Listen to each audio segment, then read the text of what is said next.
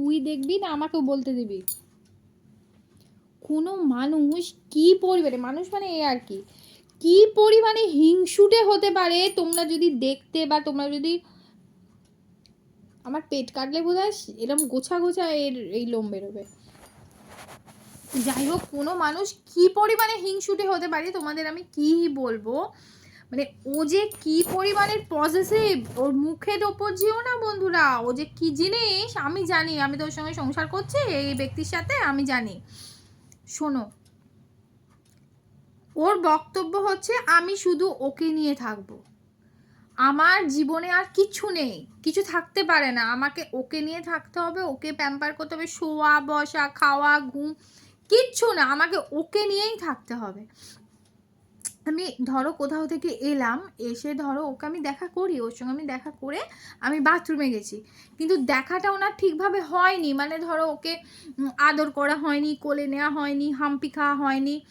তো আমি বাথরুমে গেছি, আর বাথরুমের দরজার বাইরে থেকে এমনভাবে আওয়াজ করছে মনে হচ্ছে কোনো মানুষ রীতিমতো ধম ধম ধম ধম ধম ধম করছে, মানে দু পায়ে দাঁড়িয়েছে, বাকি দুটো পায়ে তুলে দিয়ে সেই আজরা আজরি করছে, মানে পারলে বাথরুমের দরজাও ভেঙে ভেতরে ঢোকে কিনা ওর হয়নি ঠিক। আর শুনছে, ওকে ও সব বোঝে, ও মানুষের বাড়া তুমি জানো না। শোনো, আমি সেদিনকে বললাম ওখানে বল পড়ে আছে, ওখানে ছোট একটা টেডি বিয়ার আছে, একটা বোরোলিনের কৌটো আছে, এই যে এই কৌটোটাই ছিল, ঠিক আছে। আমি ওকে বললাম যে কফি বলটা নিয়ে আয়, কফি বলটা নিয়ে আয়।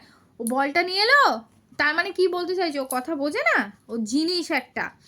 আর কি করেছে শুনবে, যে জিনিসটা আমি নিই বলছি বলে আবার ফসফস করছে, টাকা এদিকে দেখ, যে জিনিসটা আমি নিই মানে সেই জিনিসটার ওপর ওর বিরক্ত, মানে আমার মা শুধু আমার গায়ে হাত দেবে, আমারই আঙুলগুলোর জন্ম হয়েছে, আঙুলগুলো আমার জন্ম হয়েছে ওকে এরম করার জন্য, মানে সারাদিন আর কি। কোনো জিনিসের ওপর আমি যদি একটু বেশি টাচ করি, কোনো জিনিস যদি আমি একটু বেশি নিয়ে থাকি, সেটা ফেলে দেবে, ভেঙে দেবে, সেটা নষ্ট করে দেবে। এই যে আমার পুরনো আগের ফোনটা কতবার লাথি মেরে মেরে খাট থেকে নিচে ফেলেছে জানো, চোখের সামনে আমি যদি ভিডিও করতে পারতাম সেগুলো তোমরা দেখে বুঝতে যে বাবা এরকমও হয়। যেহেতু ফোনটা নিয়ে আছি, ভালো কথাই বলছি, কফি খুব ভালো ছেলে, দারুণ ছেলে, যেহেতু ফোনটা নিয়ে আছি, বিছানা থেকে পুরো প্রথমে সামনের এই দুটো পা দিয়ে লাথি মেরে মেরে লাথি মেরে মেরে লাথি মেরে ফোনটা নিচে ফেললো খাট থেকে নিচে।